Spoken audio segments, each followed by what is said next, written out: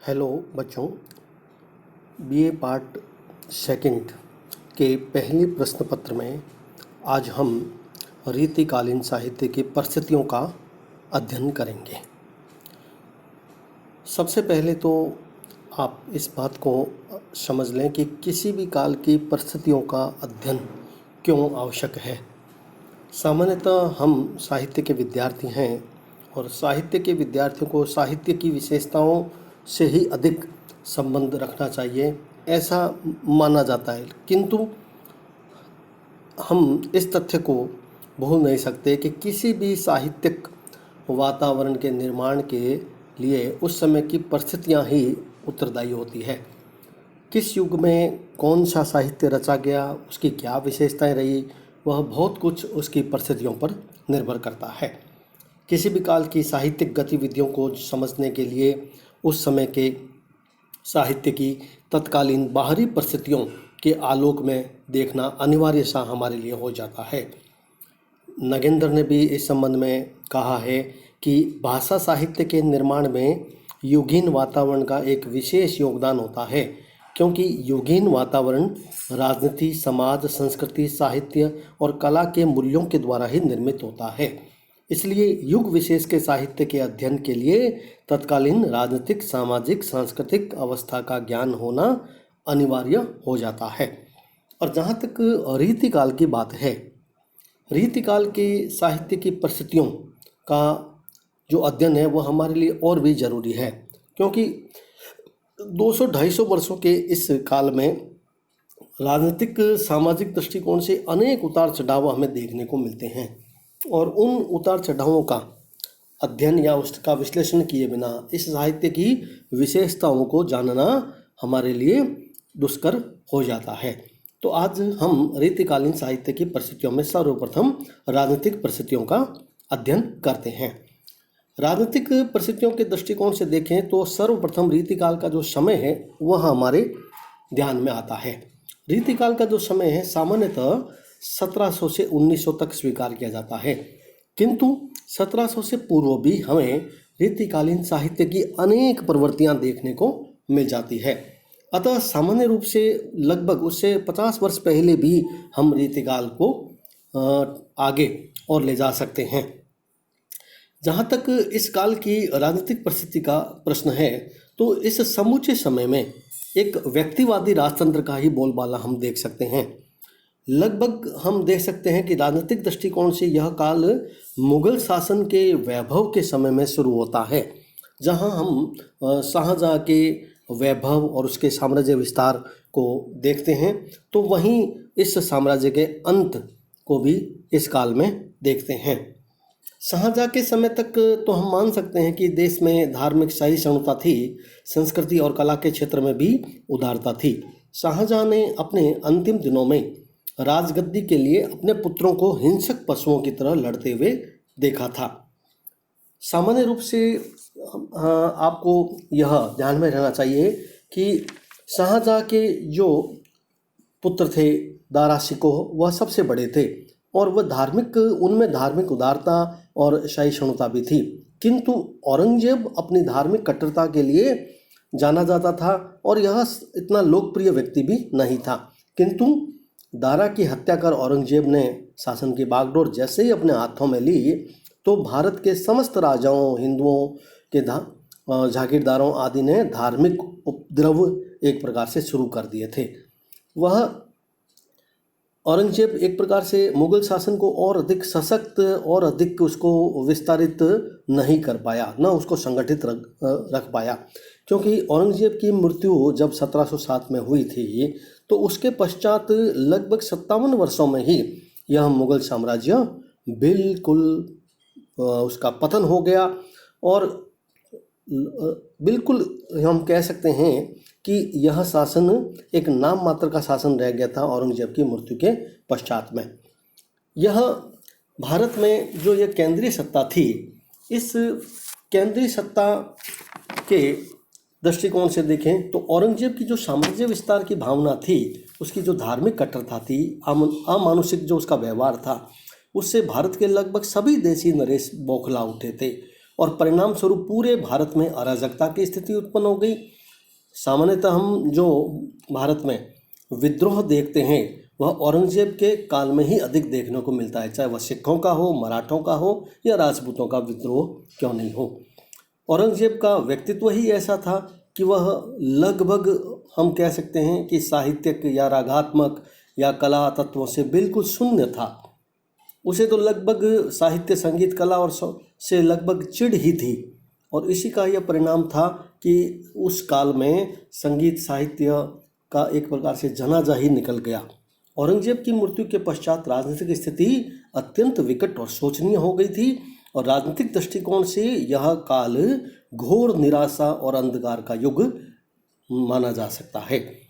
औरंगजेब के उत्तराधिकारी एकदम अयोग्य, असमर्थ और विलासी पंगु सिद्ध हुए, और केंद्रीय शासन के जीर्ण हो जाने के पश्चात राजपूतों, पंजाब के बंदा बैरागी, दक्षिण में मराठा शक्ति ने पूर्णतया पूरे भारत में अपना सिर उठा लिया था, और बुरी तरह से तंग हो चुके इस मुगल शासन को एक प्रकार से नादिर शाह और अहमद शाह अब्दाली के आक्रमणों से उसकी रीढ़ की हड्डी ही टूट गई थी। पूरे देश में अगर हम मूल्यांकन करें तो पूरे देश में वैमनस्य फैला हुआ था, और उस वैमनस्य का जो लाभ है वह अंग्रेजों ने प्लासी और बक्सर के युद्ध में उठाया। बक्सर के युद्ध में तो मुगल शासन की एक प्रकार से अंग्रेजों ने इतिश्री ही कर दी, लगभग सरल शब्दों में कहूँ तो उसको समाप्त सा ही कर दिया था। मुगल वंश के सभी शेष शासक थे वह अंग्रेजों के हाथों की कठपुतलियां बनकर रह गए थे। सम्राट जहांगीर शाह के संबंध में एक कवि ने लिखा है कि वह तो दर्पण और कंगा हाथ में लिए एक सुंदर स्त्री के समान अपने केशों का पुजारी था। उस पर लाल कुंवर ओवैश्य का उस पर इतना प्रभाव था कि उसके शासन में तो सारा राजकार्य ही वही करती थी, और सामान्य जन पर मनमाने अत्याचार भी वह करती थी। एक प्रसिद्ध इतिहासकार ने लिखा है इस रीतिकालीन राजनीतिक परिस्थिति के संदर्भ में कि गिद्धों के नीड़ों में तो उल्लू रहने लगे थे तथा बुलबुल का स्थान कागों ने ले लिया था।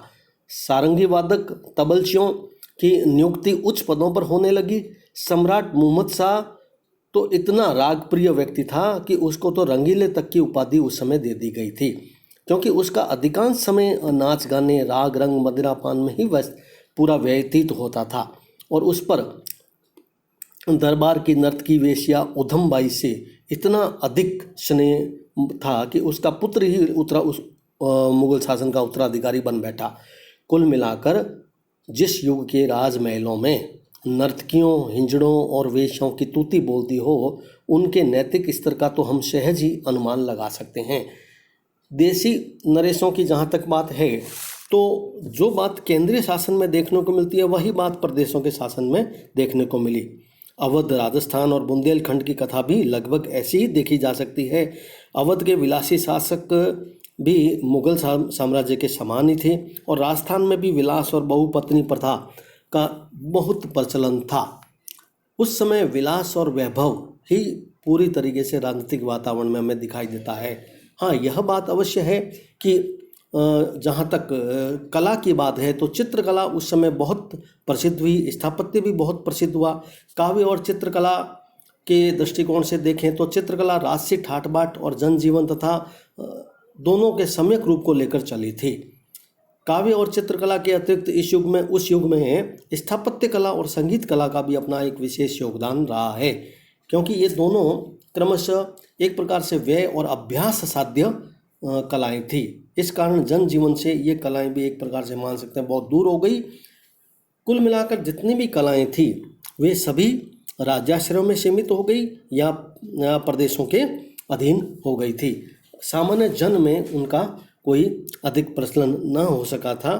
मुगल दरबार तथा अवध के नवाबों के अतिरिक्त इस काल में हिंदू राजाओं के आश्रय में भी जिन कलाओं को प्रशय मिला था, यदि हम गुण और परिणाम के दृष्टिकोण से देखें तो वह कला दरबार के दृष्टिकोण से बहुत उन्नत कही जा सकती है, किंतु धीरे धीरे जो पतन हुआ उस काल में राजनीतिक परिस्थितियों का, उस कारण से सभी कलाएं भी धीरे धीरे पतन की ओर अग्रसर होने लगे थे।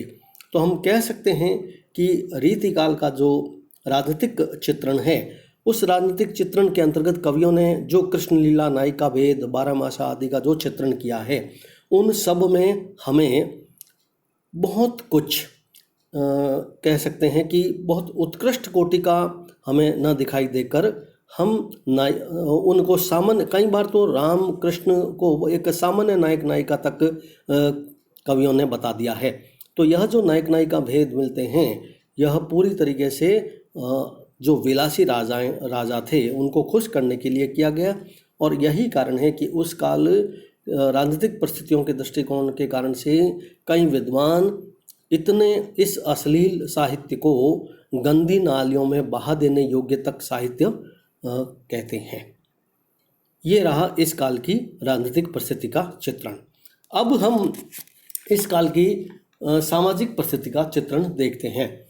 जैसी राजनीतिक परिस्थिति थी वैसा ही सामाजिक परिस्थिति देखने को मिलती है, क्योंकि एक कहावत है कि यथा राजा तथा प्रजा। इस विलास प्रधान युग में मतलब जैसा राजा था वैसी ही प्रजा दिखाई देती है। सामाजिक दृष्टिकोण से इस काल को शुरू से अंत तक हम पतन का युग कह सकते हैं। सामंतवाद के सभी दोष जन सामान्य पर भी देखे जा सकते थे। जो बहुपत्नी प्रथा का प्रचलन सामान्य दृष्टिकोण से देखें तो वह विलासी जो शासकों के द्वारा अपनाया गया था, वह सामान्य जनता के द्वारा भी अपनाया जाने लगा था। शासक और शासित दो ही वर्ग थे। शासक वर्ग में बादशाह, अमीर आदि थे तथा शासित वर्ग में जो नीचे के जनता, कर्मचारी, श्रमजीवी आदि थे। श्रमजीवी कृषक की कमाई को विभिन्न तरीकों से सेठ, साहूकार आदि हड़प लेते थे। युद्धों के पश्चात जो कृषि की हानि होती थी, उस कारण से समाज की जो दशा थी वह बहुत दयनीय होती गई थी। जनसाधारण की स्थिति अत्यंत शोचनीय थी। उसकी चिकित्सा, शिक्षा, संपत्ति, रक्षा आदि की कोई व्यवस्था या विशेष प्रबंध हमें दिखाई नहीं देता है। ऐसी शोचनीय अवस्था में अधिकतर सामाजिक दृष्टिकोण से लोग भाग्यवादी हो गए और नैतिक मूल्यों से भी वह रहित होने लगे। जो महलों में लगने वाले रूप बाजार थे, उसका जन सामान्य पर इतना प्रभाव पड़ा गहरा कि एक पत्नी व्रत का जो अनादर हम केंद्रीय शासन में और प्रदेशों के शासन में देखते हैं, वही स्थिति लगभग हम सामंतों, रजवाड़ों और उसके बाद आम जनता पर देखने को मिल जाती है। लगभग हम कह सकते हैं कि जिसके पास में भी थोड़ा बहुत हम कह सकते हैं पैसा था, सभी ने एक प्रकार से अपने पास रखेले परिचारिकाओं की एक प्रकार से भरमार करनी चाहिए। फलस्वरूप पौरुष का ह्रास हुआ और संस्कृति के नाम पर हम कह सकते हैं कि केवल विलास और प्रदर्शन की प्रवृत्ति ही बाकी रह गई थी। मनोबल की कमी के कारण समाज का बौद्धिक और नैतिक स्तर तो बिल्कुल नीचा ही हो गया था और नारी केवल विलास और मनोरंजन की वस्तु समझी जाने लगी थी। समाज का जो उच्च और अमीर वर्ग था वह बेगमों, रखेलों के पास पड़ा रहता था और संतान की इस कारण से उचित देखरेख भी नहीं हो पाती थी और उसके कारण से शिक्षक भी इस तरह के व्यक्ति होते थे जो केवल काम कला की शिक्षा देकर अपने कार्य की इतिश्री समझ बैठते थे। कुल मिलाकर उस युग में स्त्री की जो दशा थी वह बहुत दयनीय हो गई थी और विलासिनी जो माताएं थी वह महलों के कार्य करने वाले जो अनेक व्यक्ति थे उनके साथ में उनके अलग अलग तरह के सभी संबंध स्थापित हो गए थे। इसका प्रभाव यह हुआ कि जो सामान्य विवाहिता स्त्रियां थी वह एक प्रकार से खींच कर रह जाती थी। सर्वत्र चारों ओर कह सकते हैं कि अत्याचार और अन्याय दिखाई देता था, क्योंकि 1707 में औरंगजेब की मृत्यु के पश्चात लगभग अगला 50 वर्ष तो हम देखते हैं रीतिकाल का, तो वह पूरी तरीके से राजनीतिक, सामाजिक दृष्टिकोण से, आर्थिक दृष्टिकोण से संकट का युग ही हम देख सकते हैं। अब हम इस रीतिकाल की धार्मिक परिस्थितियों का अध्ययन करते हैं। रीतिकालीन जो समय है, संस्कृति है या उसकी जो सभ्यता के दृष्टिकोण से देखें तो नैतिक बंधन इतने ढीले पड़ चुके थे कि वो लगभग धर्म को विकट दशा में डाल चुके थे।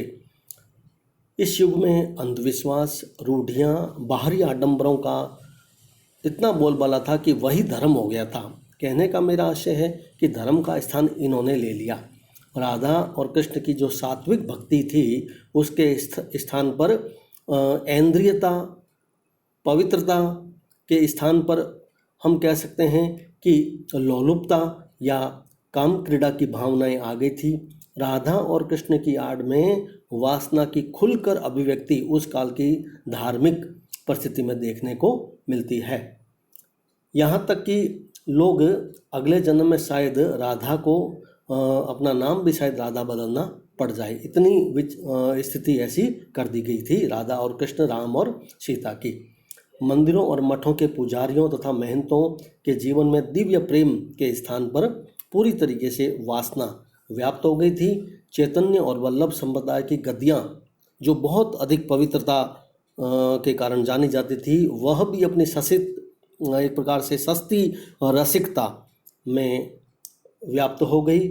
भक्ति में भी विभिन्न संप्रदायों की जो गति थी उसका परिणाम ये हुआ कि मर्यादा पुरुषोत्तम राम भी अब एक छैल छबीले नायक के समान सरयू नदी के किनारे काम क्रीड़ा करते हुए रीतिकाल में देखे जा सकते हैं।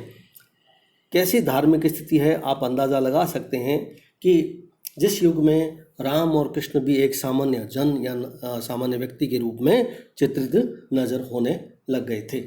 आदर्श की मूर्ति जो सीता थी उसका भी उन्होंने एक विलासप्रिय सामान्य रमणी के रूप में उन्होंने चित्रण करना शुरू कर दिया। राम भक्ति जो अपनी मर्यादा के कारण जानी जाती, अपनी पवित्रता के कारण जानी जाती है, अब रीतिकाल में वह काम भक्ति के रूप में हमें दिखाई देने लगी। राम और सीता की जो संयोग लीलाएं थी सामान्य पुरुषों की तरह दिखाई देती है। निर्गुण भक्ति संप्रदाय की विभिन्न शाखाओं पर भी हम विलासपरक दृष्टि को देख सकते हैं।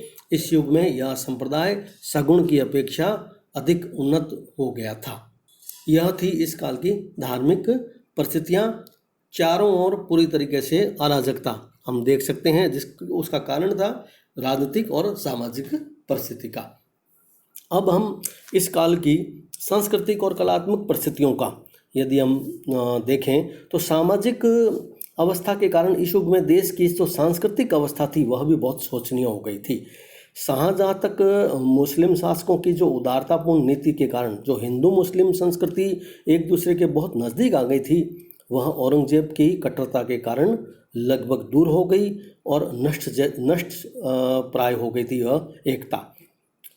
हिंदू मुस्लिम दोनों के धार्मिक स्थानों में ऐश्वर्य और विलास वैभव के खुले प्रदर्शन होने लगे। धार्मिक आस्थाओं का दृढ़तापूर्वक पालन भी इनके लिए एक प्रकार से कठिन हो गया था। सांस्कृतिक और कलात्मक परिस्थिति के दृष्टिकोण से देखें तो यह युग उन्नत कहा जा सकता है, किंतु जो वर्णन हम देखने को मिलते हैं धीरे धीरे उसमें बहुत अधिक पतन की अवस्था भी देखने को मिल जाती है। हिंदू रामकृष्ण की लीलाओं में विलासी जीवन की संगति खोजने लगे। इस्लाम धर्म तो अपनी रूढ़िवादिता के कारण वास्तविकता से बहुत दूर हो गया था। जनता के अंधविश्वास का अनुचित लाभ पुजारी और मुल्ला दोनों ही उठा रहे थे। धर्म स्थान भ्रष्टाचार पापाचार के अड्डे बन गए और रामचरितमानस और कृष्ण लीला का आयोजन अब केवल मनोविनोद तक ही सीमित रह गए थे। इस काल की साहित्य और कला के दृष्टिकोण से देखें तो यह युग वैसे पर्याप्त समृद्ध दिखाई देता है। कवि और कलाकारों को अनेक राजाओं, सामंतों या अमीरों के यहाँ पर संरक्षण मिला हुआ था पूरी तरीके से, किंतु साहित्य और कला के दृष्टिकोण से समृद्ध होते हुए भी जो एक धीरे धीरे जो पतन शासकों का हुआ था, जो सामंतों का हुआ, उसी कारण से साहित्य और कला की स्थिति भी अपनी पतनशील अवस्था में पहुंच गई थी। कुल मिलाकर हम इस काल की जो राजनीतिक, सामाजिक, आर्थिक, धार्मिक, सांस्कृतिक और जो कलात्मक परिस्थितियां थी उसके दृष्टिकोण से देखें तो यह युग पूरी तरीके से प्रदर्शन प्रवृत्ति की प्रधानता का युग हमें दिखाई देता है। वही सामंतों के वातावरण में फूलने वाली जो कलाएं थी उसमें वासना आ जाने के कारण जो भी साहित्य, संगीत, कला या जो परिस्थिति थी उस समय की, उसमें सात्विकता की अपेक्षा एक प्रकार से बाजारूपन अधिक आ गया था और एक बंधी बधाई जो प्रवृत्ति है वह दिखाई देने लगी। जैसा कि हम रीतिकालीन साहित्य में देखने को भी मिलता है कि चूंकि उस समय फारसी राजकीय भाषा थी, किंतु राजकीय भाषा होने के बावजूद भी जो वर्णन उनको नायक नायिकाओं के भेदों के जो कवियों को करने थे, उसके कारण से जो संस्कृत काव्य शास्त्र था वही उनके लिए अधिक अनुकूल दिखाई पड़ने लगा। और इसी का यह परिणाम हुआ कि फारसी की ओर उन्मुख न होकर सभी कवि संस्कृत की ओर ही उन्मुख हुए और उसमें जो भी लक्ष्य या लक्षण ग्रंथ दिखाई देते हैं, उसमें जो भी नायिका भेद या जो और काव्य के जो विविध अंग हैं, रस, नायक नायिका भेद आदि, उन सब के आधार पर कवि अपना काव्य सृजन करने लगे और परिणाम स्वरूप एक लीक या एक लकीर हम कह सकते हैं कि बंध गई। उससे इधर से उधर कोई भी कवि नहीं हुआ और इसी कारण से इस पूरे रीतिकाल को हम प्रदर्शन प्रवृत्ति का, आचार्यत्व के प्रदर्शन की प्रवृत्ति का, या एक प्रकार से दरबार में अपनी आचार्यत्व या अपने शास्त्रीय जो ज्ञाता होने का, जो प्रकांड होने का जो कवियों के द्वारा जो वर्णन किया जाता है, उससे कोई भी कवि एक वंचित न रह सका। और कुल मिलाकर हम इस काल की जो परिस्थितियां हैं उसके आधार पर हम यह कह सकते हैं कि यह युग पूरी तरीके से हम प्रदर्शन प्रवृत्ति और आश्रयदाताओं को खुश रखने वाला युग मान सकते हैं। धन्यवाद।